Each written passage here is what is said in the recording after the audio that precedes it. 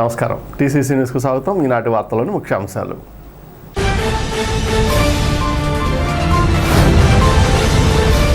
పెంటపాడు ప్రభుత్వ జూనియర్ కళాశాలలో పెంటపాడు ఎస్ఐ ఆధ్వర్యంలో ఏర్పాటు చేసిన లైబ్రరీని ప్రారంభించిన ఎమ్మెల్యే బొలిశెట్టి శ్రీనివాస్.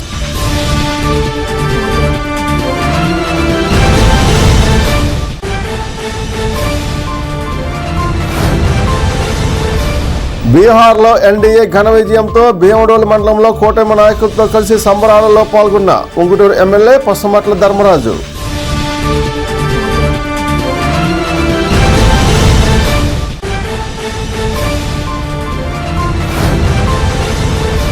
తాడేపల్లిగూడెం తెలుగుదేశం పార్టీ కార్యాలయంలో పార్టీ తరపున గ్రీవెన్స్ సెల్ ప్రారంభించి వినతులు స్వీకరించిన కార్మిక welfare board chairman Valavala Babji.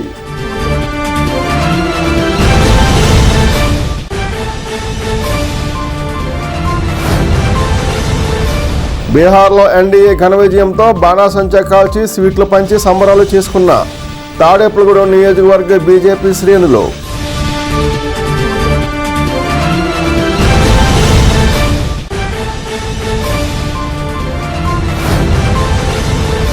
భవితా కేంద్రంలో డైమండ్స్ లైన్స్ తరపున నిర్వహించిన బాలల దినోత్సవం. అతిథులుగా పాల్గొన్న నియోజకవర్గ కాంగ్రెస్ అధ్యక్షులు మార్నిడి బాబ్జీ, పేరుచెర్ల.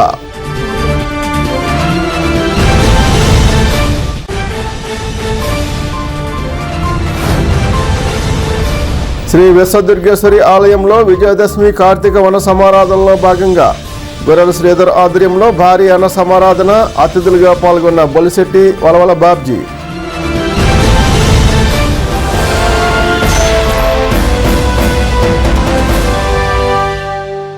చిన్నతనం నుండే చదువుల పట్ల మక్కువతో మెలగాలని, తద్వారా బాల్యం నుండి మెరుగైన భవిష్యత్తుకు పునాదులు వేసుకోవాలని రాష్ట్ర విప్ తాడేపల్లిగూడెం శాసనసభ్యులు బొలిశెట్టి శ్రీనివాస్ అన్నారు. శుక్రవారం పెంటపాడు గ్రామంలో పెంటపాడు మండల ఎస్ఐ స్వామి తన నెల జీతం నుండి కొంత సొమ్మును కేటాయించి ప్రభుత్వ జూనియర్ కాలేజీలో నూతనంగా లైబ్రరీని స్థాపించారు. స్థానిక ఎమ్మెల్యే బొలిశెట్టి శ్రీనివాస్ నూతన లైబ్రరీని ప్రారంభోత్సవం చేశారు. ఈ సందర్భంలో బొలిశెట్టి శ్రీనివాస్ ఆయన సొంత నిధులు లైబ్రరీ ఖర్చుల నిమిత్తం 8,000 రూపాయలు ఇచ్చారు. ఈ సందర్భంలో విద్యార్థులతో వారి చదువుల గురించి విద్యార్థుల్ని అడిగి మరీ తెలుసుకున్నారు. ఈ సందర్భంగా బొలిశెట్టి శ్రీనివాస్ మాట్లాడుతూ తల్లిదండ్రులు పిల్లల చదువుల పట్ల శ్రద్ధ వహించి అధునాతన సాంకేతికతకు ధీటైన విద్యను వారికి అందించాలన్నారు. చిన్నతనం నుండి వృత్తి విద్య నైపుణ్యతను మెరుగుపరుచుకుని భవిష్యత్తును ఏర్పరచుకోవాలని సూచించారు. కార్యక్రమంలో పుల్లాబాబి, చాపల రమేష్, కసిరెడ్డి మధులత, పాలూరి వెంకటేశ్వరరావు, కొవ్వూరి లక్ష్మణ్ రెడ్డి, దాసరి శ్రీనివాస్, మైలవరపు రాజేంద్ర ప్రసాద్ తదితరులు పాల్గొన్నారు.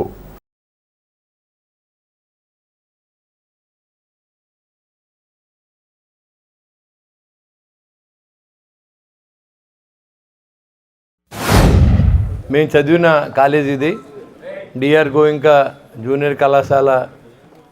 వారి కోరిక మేరకు స్వామి మా ఎస్ఐగా చెప్పుకోవడానికి ప్రౌడ్గా ఫీల్ అవుతున్నాను. ఎందుకంటే చాలామంది పోలీసులు అంటే భయపడే పరిస్థితి సమాజంలో ఉన్నప్పుడు పిల్లలందరికీ మంచి జరగాలనే ఆలోచనతో తన జీతంలోంచి కొంత డబ్బు తీసుకొచ్చి మీరు కెరియర్ గైడెన్స్ కానీ, అంతేకాకుండా ఈ కాలేజీలోని బుక్స్ అవసరమైతే మనకి చాలామంది పిల్లలు సిలబస్ లేక చదువుకోని పిల్లలు కూడా మరి తాడేపల్లిగూడెం గ్రంథాలయంలో అయితే షిఫ్ట్లుగా కూడా చదువుతూ ఉన్నారు. అలాగే ఇక్కడ కూడా చాలామంది నిరుపేదలు చదువుకోవచ్చు.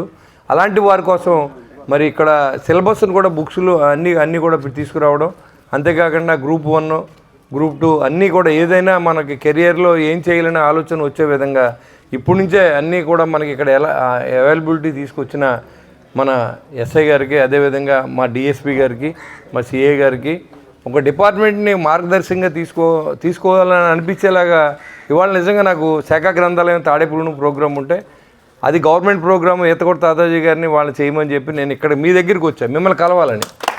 ఎందుకంటే ఇక్కడ మీరు కూడా ఉన్నారు, మన పెద్దలకి చెప్పే అవసరం లేదు, మీకు తెలియవలసిన అవసరం ఉంది. ఇవాళ చాలామంది తల్లిదండ్రులు కెరియర్ గైడెన్స్ అనేది ఇంపార్టెంట్. చాలామంది ఇంజనీరింగ్ అయితే మనకు ఉద్యోగం వచ్చేస్తుందని అప్పులు చేసి లక్షలాది రూపాయలు ఫీజులు చెల్లించి ఇంజనీర్లు చదివినోడంతా చాలా బ్యాచీలు ఖాళీగా ఉన్నాయి. ఉద్యోగాలు చేసే వాళ్ళందరూ కూడా చాలామంది 30 నుంచి 40% ఉద్యోగాలు తీశారు సాఫ్ట్వేర్లో. ఇలాంటి సమయంలో మనం దేనికి ప్రిపేర్ అవ్వాలి, అసలు మన కెరియర్లో ఏమవ్వాలి, మనకి ఏదంటే ఒక లక్ష్యం కావాలి, ఒక టార్గెట్. ఆ టార్గెట్ లేని చదువులు మనం ఎప్పుడు కూడా అలాగే ఉంటాయి. ఏం అవ్వాలి మనం? ఇవాళ సాఫ్ట్వేర్ ఇంజనీర్ అయితే ఉపయోగం లేదు, డిగ్రీలు అన్నీ మానేసారు చాలామంది.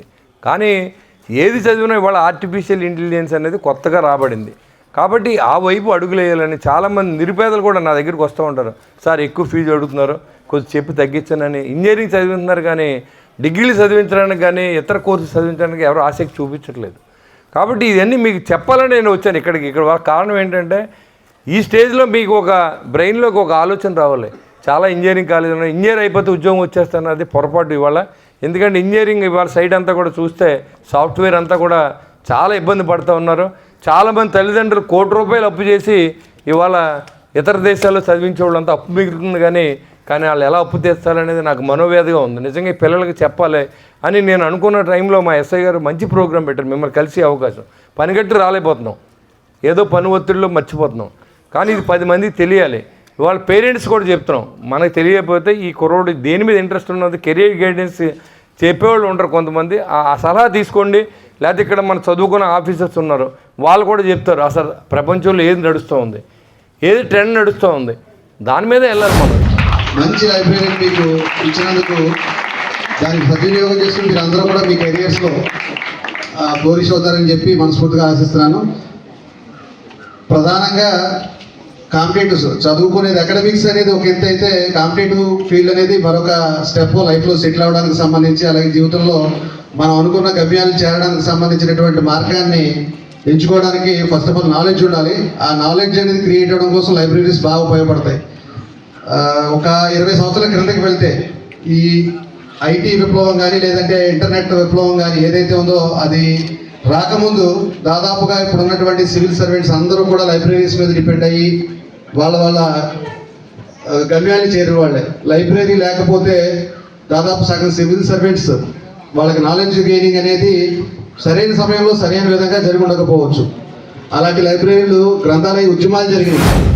మీ కాలేజ్ యాజమాన్యం ఎస్ఐ గారిని కలిసి ఇలాగా మంచి కార్యక్రమం చేయాలంటే కనుక నేను చేస్తానని ముందుకొచ్చిన మన ఎస్ఐ గారికి ప్రత్యేక ధన్యవాదాలు తెలియజేస్తున్నాం.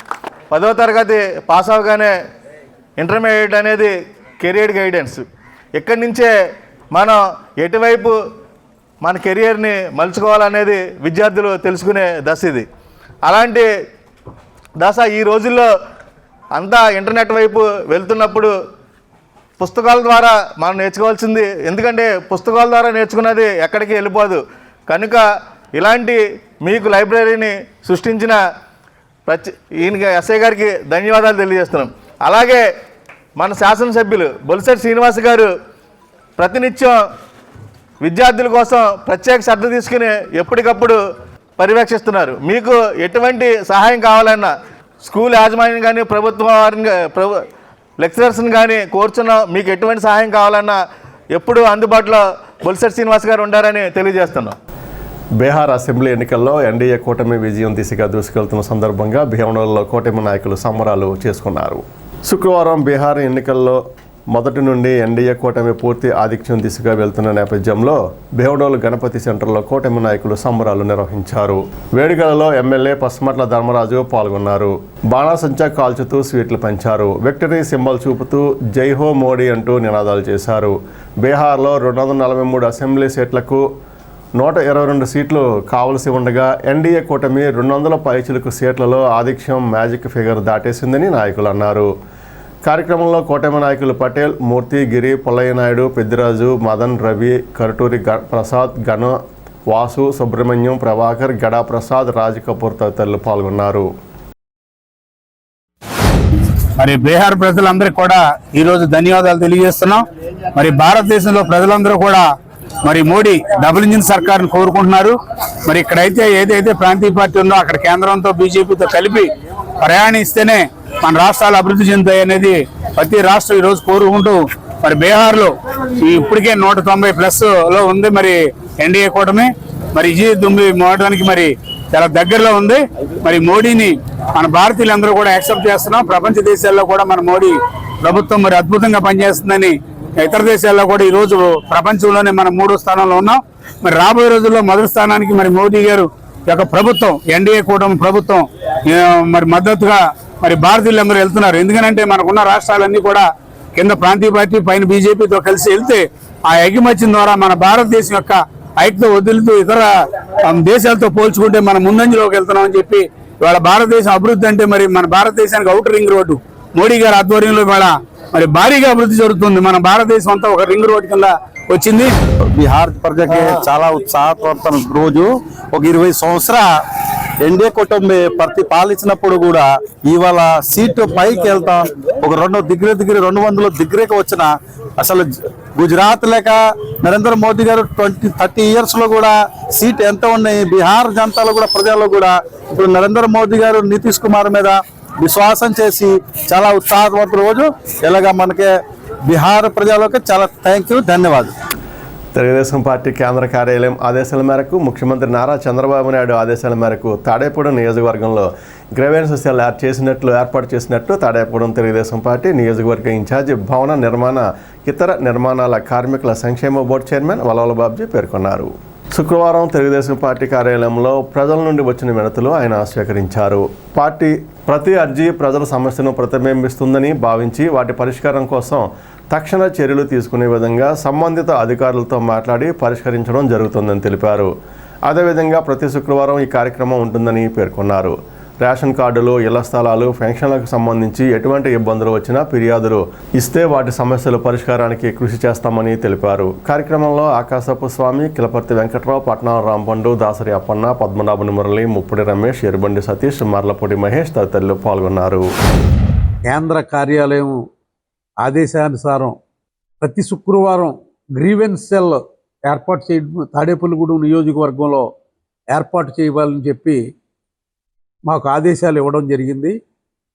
దీని నిమిత్తం ఈరోజు ఈ గ్రీవెన్స్ సెల్ ఏర్పాటు చేయడం జరిగింది. అయితే గ్రీవెన్స్ సెల్లో మరి ఎవరైనా వాళ్ళకి వచ్చిన ఇబ్బందులన్నీ కూడా తెలియజేస్తే ఆ ఇబ్బందులు తీర్చే విధంగా మరి ఏదైతే ఎక్కడున్న అధికారులతోటి మాట్లాడి వాళ్ళు ఇచ్చిన అప్లికేషన్ల ప్రకారంగా ఎలిజిబుల్ ఉన్న ప్రతి అప్లికేషన్ని కూడా మరి అధికారుల ద్వారా మరి మీ కార్యక్రమాలు పూర్తి చేయడానికి తెలుగుదేశం పార్టీ తాడేపల్లిగూడెం నియోజకవర్గం కట్టుబడి ఉందని చెప్పి తెలియజేస్తా ఉన్నాను. అలాగే రేషన్ కార్డుల కోసం, అలాగే ఇళ్ల స్థలాల కోసం, అలాగే మరి ఇళ్ళు కట్టుకోవడం కోసం చాలామంది ఈ 3 కార్యక్రమాల మీద దృష్టి ఉంటుంది. అంతేకాకుండా ఏదైనా ఎలక్ట్రికల్ ప్రాబ్లమ్స్ ఇలాగ ఏ ప్రాబ్లం ఉన్నా సరే ఆ ప్రాబ్లం సాల్వ్ చేసి మరి ఆయా డిపార్ట్మెంట్లకి మీరు ఇచ్చిన అప్లికేషన్లు ఫార్వర్డ్ చేసి అవి పూర్తి అవుతాకే మేము పూర్తి సమయం వెచ్చిస్తామని చెప్పి, అలాగే అధికారులతో మాట్లాడి మీ సమస్యల్ని చెప్పి వాళ్ళ ద్వారా మీ సమస్య ఏది ఉన్నా సరే దాన్ని సాల్వ్ చేయడానికి మా ప్రయత్నం మేము చేస్తామని చెప్పి తెలియజేస్తూ ఉన్నాను. ముఖ్యంగా ఈవేళ పట్టణంలో కానీ నియోజకవర్గంలో కానీ కొన్ని సమస్యలు ఉన్నమాట వాస్తవం. రోడ్లు, ఈ పెద్ద సమస్యలు ఉన్నాయి. అవన్నీ కూడా మరి పైనుంచి తప్పనిసరిగా ముఖ్యమంత్రి గారు చూస్తారు. కానీ ఇక్కడ ఉన్న సమస్యలన్నీ, లోకల్లో సమస్యలన్నీ కూడా తెలుగుదేశం పార్టీ కార్యాలయానికి వస్తే తప్పనిసరిగా మీ సమస్యలని అధికారుల దృష్టికి కలెక్టర్ గారి దగ్గర నుంచి ఆర్డీఓ గారు, అలాగే జాయింట్ కలెక్టర్ గారు కానీ, మన ఎంఆర్ఓ గారు కానీ, మున్సిపల్ కమిషనర్ కానీ, అలాగే ఎండిఓలు కానీ మరి వాళ్ళ ద్వారా మీకు సత్వర న్యాయం చేస్తామని చెప్పి తెలియజేసుకుంటూ, బీహార్ రాష్ట్రంలో భారతీయ జనతా పార్టీ విజయం సాధించడం పట్ల తాడేపూడెం నియోజకవర్గం భారతీయ జనతా పార్టీ నియోజకవర్గ ఇన్ఛార్జ్ యతగొడ తాతాజీ ఆధ్వర్యంలో స్థానిక పోలీస్ ఐలాండ్ సెంటర్ వద్ద బాణాసంచా కాల్చి స్వీట్లు పంపిణీ చేసి విజయోత్సవ సంబరాలు నిర్వహించారు. ఈ కార్యక్రమంలో బీజేపీ రాష్ట్ర కార్యదర్శి భోగిరెడ్డి ఆదిలక్ష్మి, జిల్లా మీడియా కన్వీనర్ నర్సే సోమేశ్వరరావు, పట్టణ అధ్యక్షులు దొబ్బా శ్రీనివాస్, పెదపోలు వీరరాఘవులు, చిట్యాల రాంబాబు, మొప్పటి సురేష్ రెడ్డి, రొక్కల నాగబుజ్జి, కొల్లి రాజశేఖర్, తమరాడు చిన్న, మారిశెట్టి నరసింహమూర్తి తదితరులు పాల్గొన్నారు.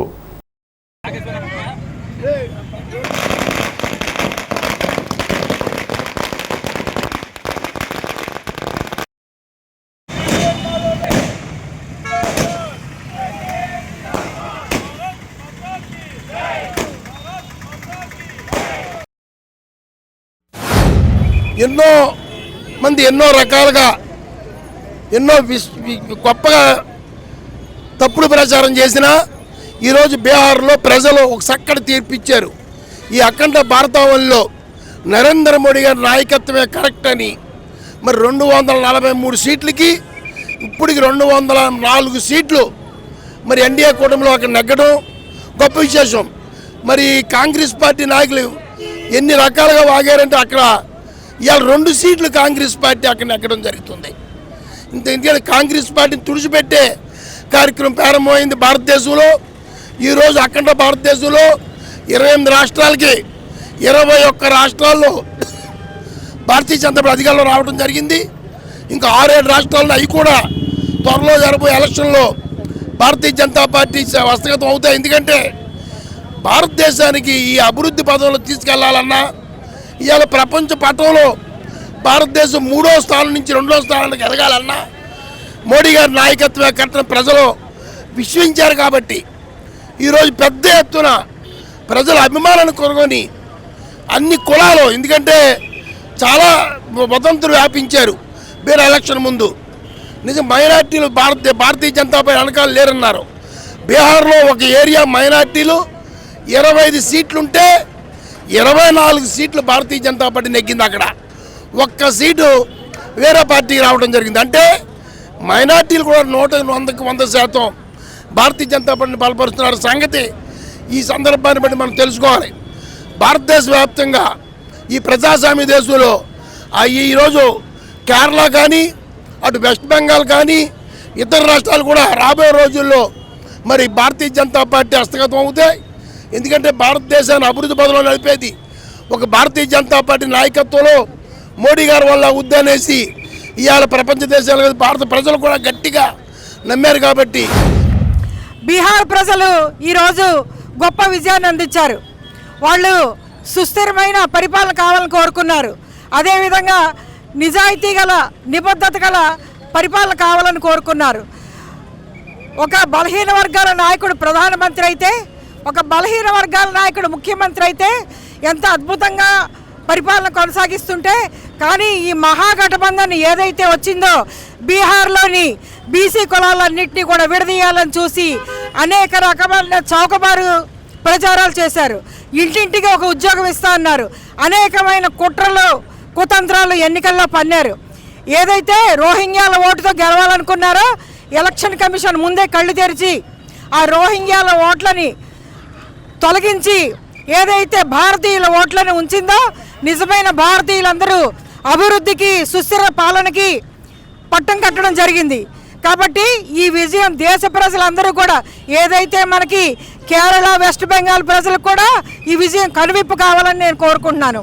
కాబట్టి ఇంత గొప్ప తీర్పు ఇచ్చినటువంటి బీహార్ ప్రజలకు మా హృదయపూర్వక ధన్యవాదాలు తెలియజేస్తూ, భవిష్యత్తులో రాబోయే రోజుల్లో కూడా మన భారతదేశాన్ని విశ్వగురు స్థానంలో నిలపడం కోసం మన ప్రీతం ప్రధానమంత్రి ఏదైతే ప్రయత్నం చేస్తున్నారో దానికి మనంతు కర్తవ్యంగా మనందరం కూడా కృషి చేయాలని.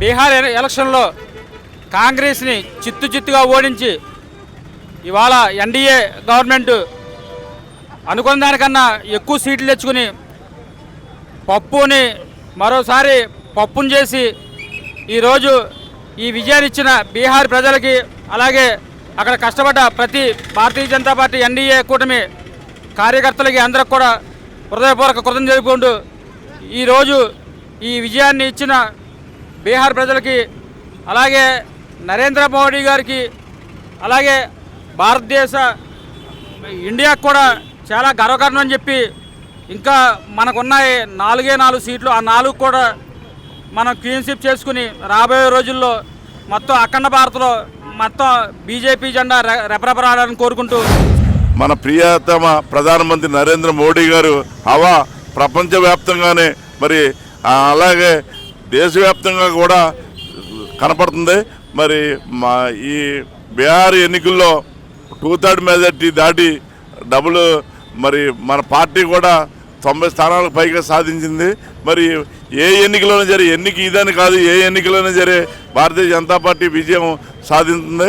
కాబట్టి మన మోడీ గారు ప్రపంచ లీడరు, ఆయన గుర్తింపు పొందినందుకు మన అందరూ గర్వపడాలి. ఈ పార్టీ మరి మనం ఈ రాష్ట్రంలో కూడా భారతీయ జనతా పార్టీ ప్రభుత్వంలో ఒక భాగమే కానీ మంది ప్రభుత్వం కాదు. కావున మనం కూడా మంది ప్రభుత్వం స్థాయికి మనం ఎదగాలి. కాబట్టి మనందరూ కూడా పార్టీ కార్యకర్తలు, నాయకులందరూ కష్టించి ఈ ఆంధ్రప్రదేశ్లో కూడా ప్రభుత్వం మందైన స్థాయికి ఎదిగి మనం ఆ స్థాయికి ఎదగాలని. తాడేపూడెం భవతా కేంద్రంలో diamonds lions club vice president lion Kalla Gopikrishna అధ్యక్షతన బాలల దినోత్సవం ఘనంగా నిర్వహించారు. ముఖ్య అతిథిగా మానేడు బాబ్జీ, పేరుచర్ల మురళీకృష్ణరాజు, మానేపల్లి కిరణ్ కుమార్లు పాల్గొని నెహ్రూ చిత్రపటానికి పూలమాలలు వేసి నివాళులర్పించారు. వీరు మాట్లాడుతూ సమాజంలో నార్మల్ పిల్లలతో సమానంగా దివ్యాంగుల పిల్లలను గౌరవించి వారికి సహాయ సహకారాలు అందించినట్లయితే వారు అన్ని రంగాల్లో రాణించగలుగుతారని పేర్కొన్నారు. కార్యక్రమంలో డైమండ్స్ లయన్స్ క్లబ్ సభ్యులు ఎర్ర ఆంజనేయ స్వామి, లయన్ మేకల ముచింజీ కుమార్, ప్రత్యేకోపాధ్యాయులు ఎస్కే బాల ఈశ్వరయ్య, ఎం చంద్రకుమారి, దివ్యాంగుల పిల్లలు, తల్లిదండ్రులు తదితరులు పాల్గొన్నారు. భారతదేశానికి స్వతంత్రత తేవడం చాలా కష్టమైన రోజుల్లో ఎంతో కష్టపడిన పోరాడిన వ్యక్తుల్లో ఒకరు నెహ్రూ గారు. అలాగే భారతదేశ స్వతంత్రం వచ్చిన తర్వాత తొలి ప్రధాని మన నెహ్రూ గారి పుట్టినరోజు సందర్భంగా ఈ బాల దినోత్సవం, రెండు బాలలంటే బాగా అత్యంత ప్రేమకుడు కాబట్టి బాల దినోత్సవం కూడా ఆ రోజునే ఏర్పాటు చేయడం జరిగింది. మురళీకృష్ణరాజు గారు పేరుచర్ల ఫౌండేషన్ తరఫున, అలాగే డైమండ్ లయన్స్ తరఫున ఎన్నో సేవా కార్యక్రమాలు చేస్తూనే ఉన్నారు వారు. అందులో భాగంగా ఈరోజు బాల దినోత్సవానికి సందర్భించి ఈ ఉత్సవాలు గత 2 రోజుల నుంచి చేస్తున్నారని విన్నాను. దానికి సంబంధించి ఈరోజు ఆయన పిల్లలందరికీ చేయొచ్చు. డెఫ్ అండ్ డమ్ స్కూల్లో ఎంచుకుని ఆ పిల్లలకు కూడా చైతన్యం రావాలి, వాళ్ళల్లో క్రీడా స్ఫూర్తి రావాలి, వాళ్ళలో ఆటలంటే ఎలా ఉంటాయో తెలియపరచాలనే ఉద్దేశంతో ఆయన క్రీడలు ఏర్పాటు చేసి దాంట్లో గెలిచిన వారికి ఈరోజు బహుమతులు కూడా ఏర్పాటు చేయడం అన్నది వారి పెద్ద మనసుకి మరొకసారి ధన్యవాదాలు, శుభాకాంక్షలు తెలుపుకుంటూ. బాలల దినోత్సవం సందర్భంగా గత 2 రోజుల నుంచి తాడేపల్లిగూడెంలోని భవితా కేంద్రంలో ఈ దివ్యాంగుల పిల్లల మధ్య చిన్నారులకు గేమ్స్ అండ్ స్పోర్ట్స్ని మనం చేయడం జరిగింది, పోటీని నిర్వహించడం జరిగింది. మరి అందులో విజేతలకు ఈ రోజున ప్రజాప్రతినిధి మరి తాడేపల్లిగూడెంలో మా ఆత్మీయులు శ్రీ మార్నేడి బాబ్జీ గారిని ముఖ్య అతిథిగా వారి చేతుల మీదుగా ఈ రోజుని చిన్నారులకు అందించడం జరుగుతుంది. మరి అదేవిధంగా ఈ చిన్నారులకు కావాల్సినటువంటి ఈ పౌష్టికాహారం స్నాక్స్ని మా తాడేపల్లిగూడెం ఆర్ఎండ్బి వాకర్స్ క్లబ్ అసోసియేషన్ కార్యదర్శి మానేపల్లి కిరణ్ గారు అందజేయడం జరుగుతుంది. ఈ దివ్యాంగుల పిల్లలకు మిగిలిన వారితో పోటీ పడుతూ వారి యొక్క ప్రతిభా పాఠవ్యాలు వాళ్ళు చూపించడం నిజంగా ఆనందదాయకమైన విషయం. వాళ్ళలో మనోధైర్యాన్ని కల్పించేందుకు మరి తాడేపల్లిగూడెం డైమండ్స్ లయన్స్ క్లబ్ తరఫున కానీ పేరుచర్ల ఫౌండేషన్ తరఫున కానీ మనం ప్రతి సంవత్సరం ఈ పోటీల్ని కండక్ట్ చేయడం జరుగుతుంది. నెహ్రూ గారు మీ అందరు ఫేవరెట్, అందుకని ఆయన బర్త్డే మీ అందరి సమక్షంలో అన్ని ఊర్లో జరుపుకోవాలని భారతదేశం మొత్తం చిల్డ్రన్స్ డే సెలబ్రేట్ చేస్తారు. అండ్ మిమ్మల్ని బాగా ట్రీట్ చేసి హ్యాపీగా ఉంచేదానికి మురళీకృష్ణరాజు గారు కంకణం కట్టుకున్నారు. 2 రోజుల నుంచి పనిచేస్తున్నారు ఆయన. అలాగే బాబ్జీ గారు మొన్న ఎలక్షన్లో ఎమ్మెల్యే కంటెస్టెంట్ ఆయన. సో ఆయన కూడా మీకు టైం ఇచ్చారు వాళ్ళ. So we all want your day to be special. Thank you. Tadepudem పట్టణంలో స్థానిక 17వ వార్డు విశ్వదుర్గేశ్వరిపేటలో శ్రీ విశ్వదుర్గేశ్వరి సమేత ఆనందేశ్వర స్వామివారి ఆలయంలో దసరా మహోత్సవాలు పురస్కరించుకొని ఈరోజు తెలుగుదేశం పార్టీ రాష్ట్ర ఆర్గనైజింగ్ సెక్రటరీ, తాడేపూడెం పట్టణ మాజీ మున్సిపల్ వైస్ చైర్మన్ శ్రీ గొర్రెల శ్రీధర్ ఆధ్వర్యంలో 27 రకాలతో విందు భోజనం సుమారు 10,000 మందికి కార్తీక అన్న వన సమారాధన కార్యక్రమం ఘనంగా నిర్వహించారు. ఈ కార్యక్రమంలో ముఖ్య అతిథులుగా నియోజకవర్గ శాసనసభ్యులు, ప్రభుత్వ విప్ బొలిశెట్టి శ్రీనివాస్, ఆంధ్రప్రదేశ్ రాష్ట్ర భవన నిర్మాణ మరియు ఇతర నిర్మాణ కార్మికుల board chairman, Telugu Desam party incharge Valavala Mallikarjunarao, Babji, BJP నాయకులు నరసింహ సోమేశ్వరరావు, మాజీ కౌన్సిలర్లు గొర్రెల సునీత, కొల్లి రమావతి, గుండుమొగల పద్మప్రియ, పెంట రాజేశ్వరి, కాకల సుభద్ర, లింగంపల్లి స్వాతి, కసిరెడ్డి మధులత, పైబైన వైదేహి, లీలావతి, కూటమి ముఖ్య నాయకులు ఎరుబండి సతీష్, పోతల అన్నవరం, పరిమిరావు కుమార్, ఎగ్గి నాగబాబు, పాలూరు వెంకటేశ్వరరావు, చేపల రమేష్, శనగన శ్రీనివాస్ గౌడ్, కిలపర్తి వెంకటరావు, కొవ్వూరి లక్ష్మణ్ రెడ్డి, దారపరెడ్డి శ్రీనివాస్, దాసరి అప్పన్న, చొక్కా కన్నమనాయుడు, రాంప్రసాద్ చౌదరి, నల్లమిల్లి గోపిరెడ్డి, పోతల అన్నవరం, ముత్యాల సత్యనారాయణ, పద్మనాభుని మురళీమోహన్, మద్దిపాటి ధర్మేంద్ర, బిరుదుకోట వెంకటేశ్వరరావు, బొడ్డి సాయిబాబా, ముత్యాల శ్రీనివాస్, నల్లమిల్లి గోపిరెడ్డి, గన్నంగిరి, దళాయి తిరుమలరావు, అడ్డు రంజిత్, తాడేపూడెం నియోజకవర్గ కూటమి ముఖ్య నాయకులు గొర్రెల శ్రీధర్, యువసేన సభ్యులు, భక్తులు, మహిళలు పెద్ద సంఖ్యలో పాల్గొన్నారు.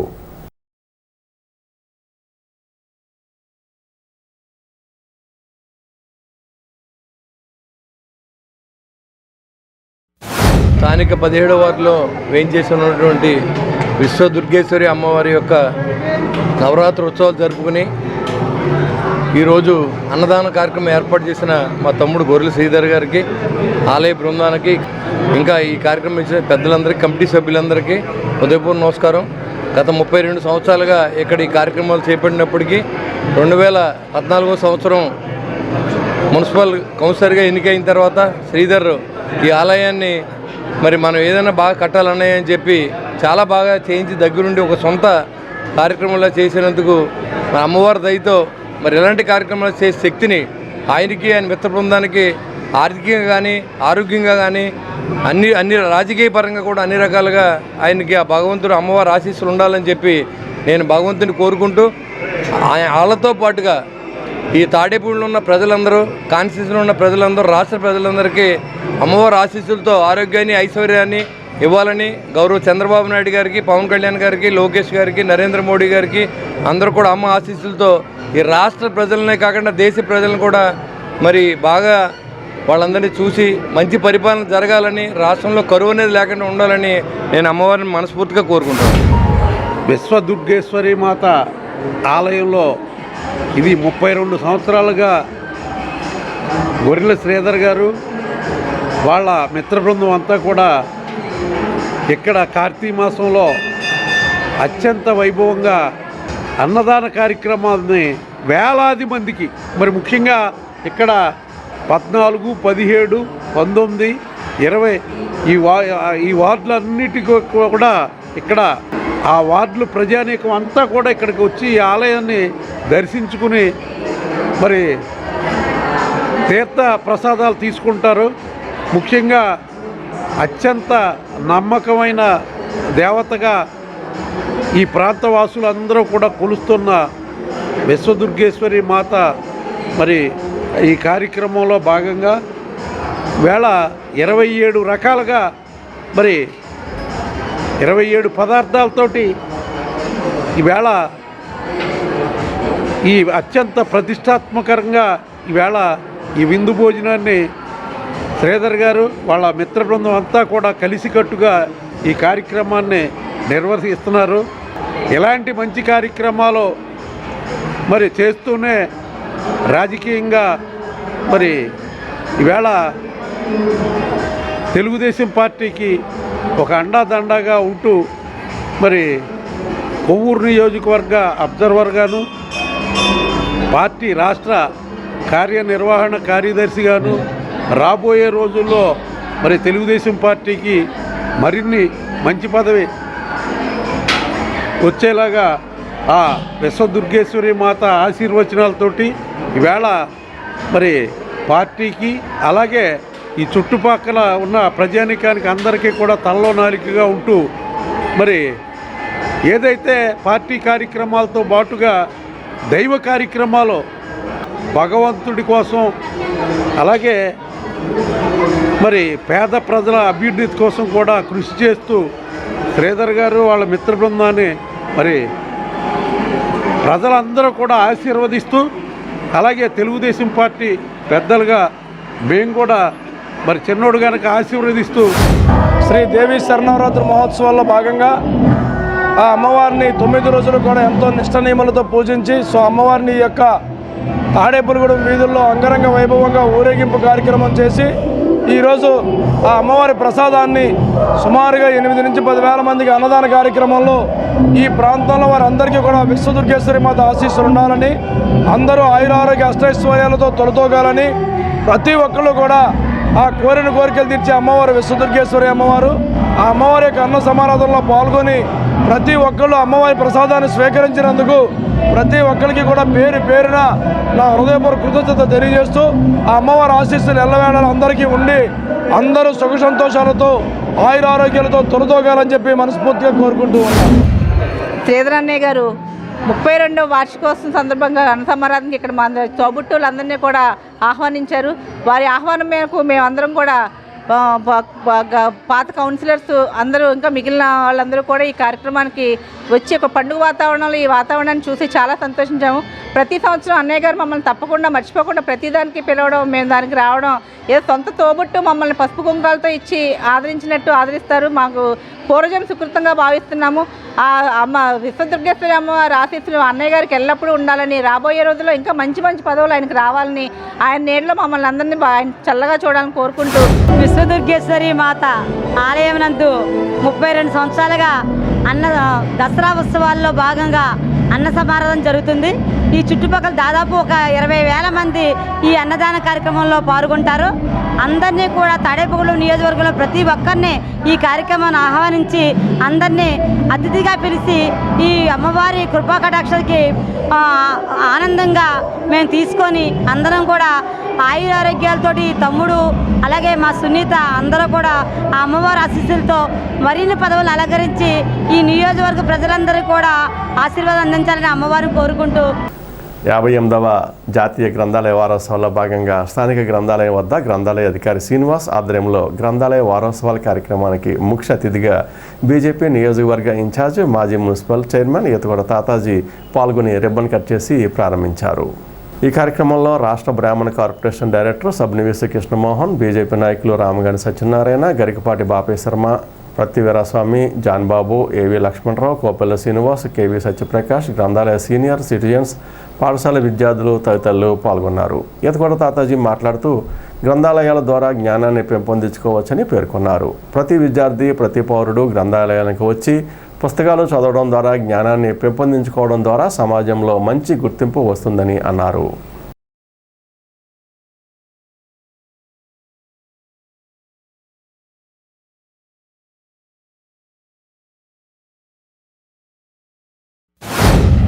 ఎందుకంటే ఇక్కడ గ్రంథాలయ వార్షికోత్సవం 58వ సంవత్సరం అంటే ఇది ఎంతో పవిత్రమైనది.